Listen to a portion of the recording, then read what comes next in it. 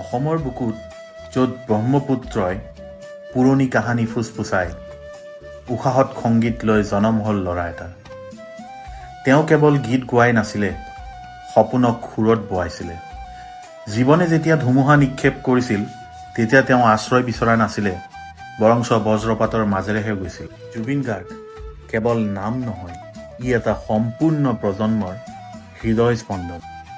তেওঁৰ কণ্ঠই প্ৰেম, বিদ্ৰোহ, যন্ত্ৰণা আৰু আশা কঢ়িয়াই লৈ ফুৰিছিল, তাকো সকলোবোৰ এক উশাহতে।